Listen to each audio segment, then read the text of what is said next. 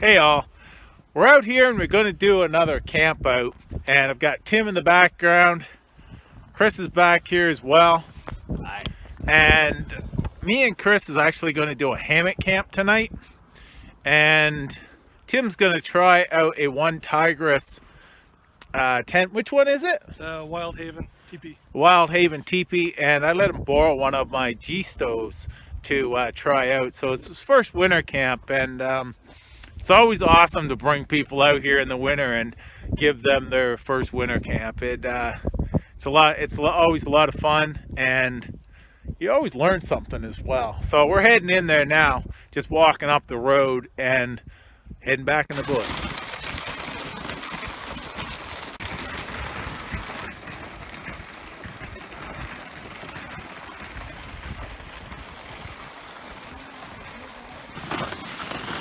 We're almost to camp there now. They're still behind me, and getting ready to set up. I've done a lot of hot tent camps. It's a different way for me for camping. I enjoy it. Something really cool about waking up and getting, into a warm shelter. But I've been missing my hammock camps as well. So much, so easy to set up and so easy to tear down and stuff as well. Don't have to haul in the sleds.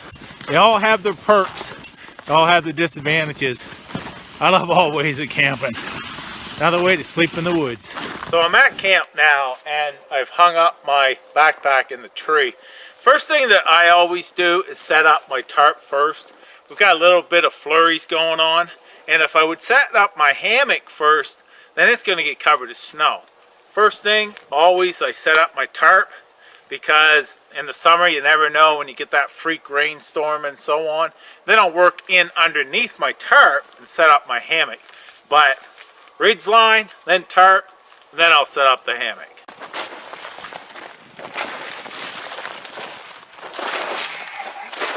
This tent is way bigger than I was expecting. Yeah, they are big, man.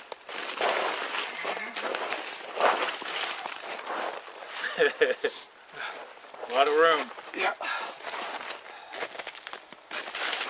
Yeah, once you get that down like that, you'll have to just adjust it then. But those aluminum pegs, Yeah. they'll lock, freeze right into the ground. So that's the way you get that out of there.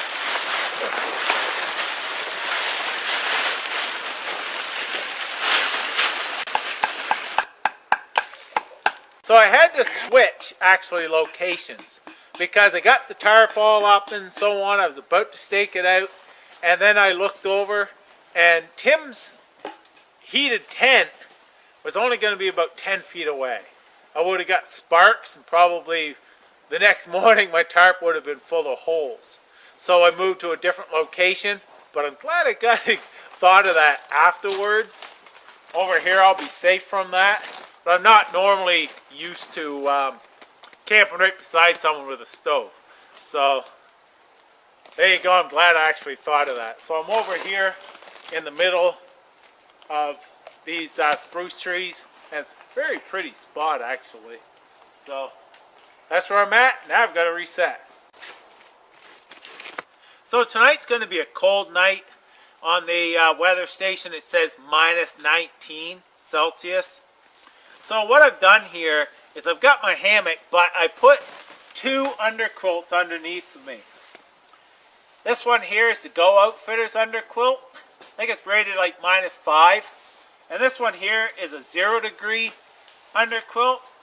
I'm pretty sure it's a 0 degree, and it's a one tigress. So I have two of them underneath here. And I'm also going to be using the -50 Antarctica Snug Pack sleeping bag. So this here should keep me nice and toasty tonight. I will be, surely talking to you throughout the night, but this here should keep me warm from the underneath. And the Antarctica sleeping bag I've had down to -30 and been warm, so I'm not worried about that. I should be nice and toasty. But A hammock I love in the winter time just because it gets you up off of the ground, but you have to have something. Squirrel agrees. But you got to have something underneath of you to keep yourself very warm, or else you're going to be cold quickly. So I'm all set up here, and now I'm going to go over and chat with the boys. All the branches and such are covered in, well, this here is about 1/4 of an inch round, you know, and it's about just over 1/16 of an inch normally. We had a major freezing rain there yesterday and some last night. So all the trees and such are coated with ice, and when the sun shines on that, it's beautiful out here, but she's pretty creakly. Yeah, it's gorgeous out here. As you see, it's snowing as well. So beautiful, beautiful out here for sure. Winter wonderland. Gorgeous. So normally I don't get this option. I've got the One Tigers table with me, and I'm splitting my wood. Like I said, everything's covered in ice. So this is dead standing, and I split my wood, but the table gives me a nice dry place to put my wood instead of just setting it in the snow or making something out of the brush or something to set it on. I'm actually able to just set it on there. So just splitting up my wood so I can use this in my twig stove to cook my meal. But very handy for sure. Something I don't normally carry, but it's very lightweight and I have it, so why not? Definitely it's going to come in handy on this trip. Just wanted to share that with you. I'm getting kind of hungry. Got to make some smalls as well, and I enjoy batoning. Using the Survival Bush Point, my design, and used it quite a bit and loving it. Gotta get back to work here.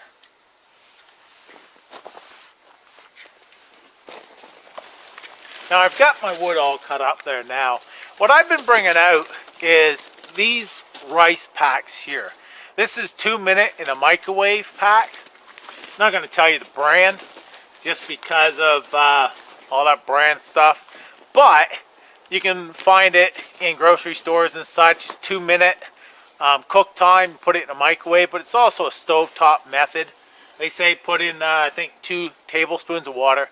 What I normally do is I put about 1/4 of an inch of water in my pot, pour this in, and you basically just got to heat it up.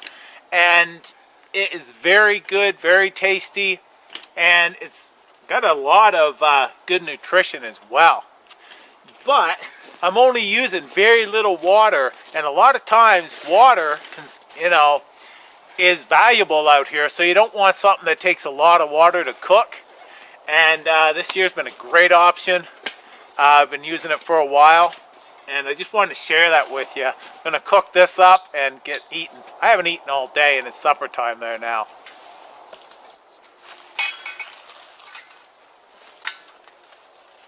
So I've got that going there now. Like I said, I'm going to put basically 1/4 of an inch or so of water in it. I'll set that right on top. And then put my rice in.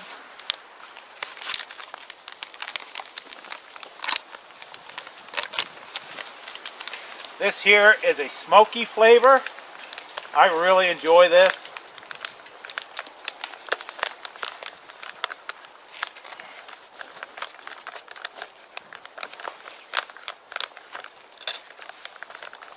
Trying to keep that handle up out of the fire. There we go. Grab my spoon.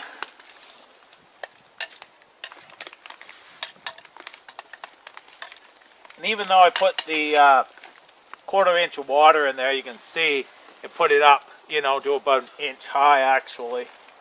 And now just got to heat it up and make it to the consistency I like, and they're good to go. But uses very little water, which is very important a lot of times out here because you may not have a lot. All kinds of water out here, the snow. But just saying, I've really enjoyed these, and they're a really good meal. They really are. Hey, hello there, Tim. Hello. He doesn't have the stove jack in here. I actually was going to supply him with one, but I forgot to bring it. But he has lots of room, and he's going to be careful. But yeah, I've got stove jack. But what you got going on in there? What you cooking? Steak. Steak? Gonna have steak and Mr. Noodles. Nice, nice. Actually, can you do me a favor? Can you crack open that door a little bit? For sure. Are you warm? No, I'm actually on the perfect temperature, but I'm a little more concerned about the smoke. Well, we're going to cooking. We're going to open it up here and see what's going on. I see a G stove there, and I love that stove. He's got a cot in there. Very nice setup, dude. Very nice. Yep. Now I just got to figure out organization. Yeah. There we go. There you go. Don't want to let my heat out. There you go. We've got our meals all cooked there, all of us now. And I was just joking around with Tim a bit. He says, yeah, he says, I'm going to go in here and eat. And it's like, geez, man, I let him borrow my stove and such. We're out here eating in the cold. He come out to join us in the cold. But it's a lot warmer in there, isn't it? Oh, yeah. Yeah, yeah. This is his first time winter camping. And also, he got this tent a while back. And he wanted to try it with a stove. So I let him my G stove. And you just cooked your meal on that, eh? And yep. Worked good as well. So, pretty cool he gets to do that. Like I said, we're hammock camping. But we're all eating in the cold. It's cold out here. I mean, water bottles are freezing and so on. It is cold out here for sure. You'll have to go back in here in a couple because you're not dressed much for it out here. But it's good of you to join us anyhow. Yeah. Well, we're going to eat up there now. He made a cameo here.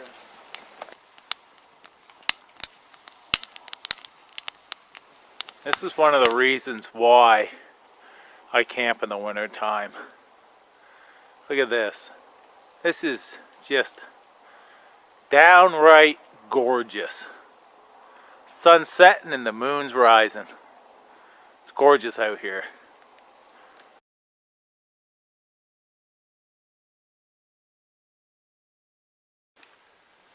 I really wish you could see how gorgeous that is. The camera doesn't pick it up. You got a full moon. You've got it glistening off the ice-covered branches up there of some birch trees. It is so gorgeous out here right now. It's wow. So I'm checking the temperature right now out here, and if you look at that, I basically can't really see any red. It may be 2 Fahrenheit. Supposed to be like minus 17 Celsius right now, which is basically very close to 0 Fahrenheit. That's the temperature. And it's supposed to be down to minus 20, I just checked. And with wind chill, about minus 25, minus 27. So it's going to be a very chilly night if you're not prepared for it, for sure.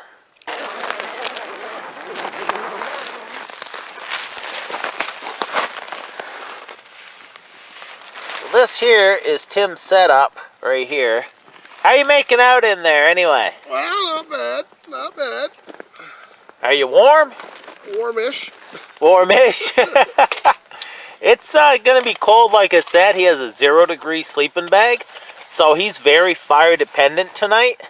But I did tell him if he gets cold, you know, let me know, because we can walk out of here if we have to. But you know, I want him to have a good experience. So, just as long as he's, you know, he's on a cot in there, he's set up pretty nice. He should be fine as long as he keeps that fire going. You should be fine, man. I think I'll be all right. Oh yeah, yeah. Just keep that fire going. You get cold, make sure you stoke the fire. Yep. But yeah, okay, I'll close this back up so you don't get letting out all your heat. So I'm in my hammock there now, and Chris is in his, and also Tim is all snug in there. He's a little cool, and he's pretty much maxed his limit with that single-walled tent and the stove, because you can only get that so hot in there. And you know, but still it's warm in there, but not 80-degree warm kind of thing. He's got a zero bag with a liner, so he should be good down to -5. So he'll have to keep an eye on that stove, like I said, and keep him warm. I'm nice and toasty in here. I don't even have my bag zipped up right at this point. I'm nice and toasty. But I told him if he does get cold, let me know, because I don't want him out here. You know, this is not something that you take lightly. These are, you know, extreme cold conditions, and you know, you can get hypothermia pretty easy out here. So, you know, you want to stay warm, and that's, you know, safety is utmost important. But I'm all tucked in here now. Like I said, I'm nice and toasty. And, yeah. I'll see you in the morning. Have a good one. So I was just checking the weather network, and just to see what they said that the temperature was, I looked at my thermometer, and there's no red at all. It goes down to -20. So it's -20 or below. Now I checked the weather network like I was just saying, and they said it's -18 in this area and feels like -28 Celsius. Now I converted -28 Celsius to Fahrenheit, and that would be -18 Fahrenheit. So it is a chilly night out there, but I love experiencing these, you know, chilly nights as long as you're prepared. And I've got the 2 underquilts under me, and also I've got, you know, the Snug Pack Antarctica, and I've been toasty all night. I'm also sleeping in a thin jacket. I've got snow pants on, and I do that a lot in these extreme cold because I've just counted on just the bag alone, and I'll wake up cool. Throw on my jacket, zip back up, I'm toasty the rest of the night. The key is not to have too much clothing on that you sweat, because then you will be cold.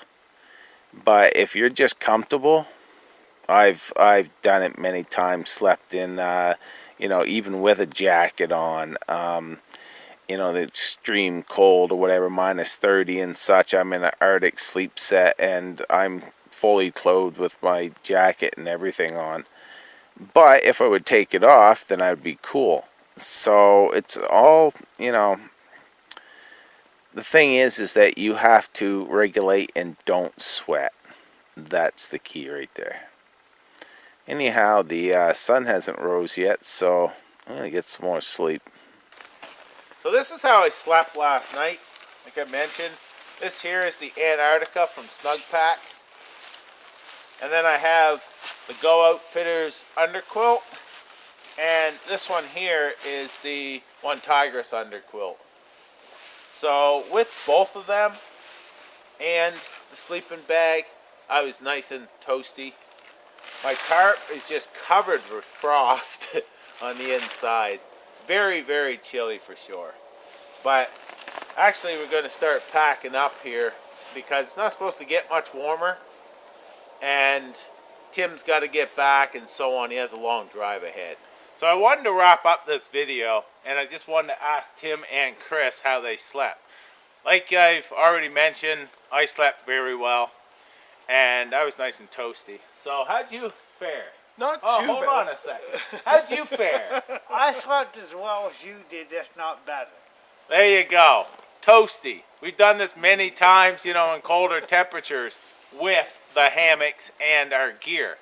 Now, we had Tim set up in a single wall tent with the G-stove. With the G-stove works really well, you know, but what was your experience? Well, you know, to be honest with you, inexperience on my part on how to use the G-stove properly. I think that played a big role. Like, I didn't maybe burn as much as I should have, but same time we also had to get up in the middle of the night and cut extra wood because I cooked supper in there and burned some extra stuff earlier. So, you know, there's a few things I could have done differently. Yeah. Maybe, you know, just maybe even my setup a little bit, how I had the cot and stuff laid out. You know, things for possible next time that maybe will never happen. I don't know. we'll see. We'll see if you convince me to come back out again. These temperatures, to be honest, he said as well, the only time he was actually, I mean, he was cool pretty much all night. He had a 0-degree bag and it's minus 20. But as long as you keep the fire going at a, you know, pretty much not a roar, but going well, he was comfortable. As soon as I started dying down then he would get cool. So this here, with this system, it kind of maxed it out at these temperatures. Single wall tents aren't really meant for these extreme temperatures usually, I'm told. I don't have a lot of experience with these. Me and Chris was out. It was about the same temperature there last week in a single wall tent, and we found the same thing.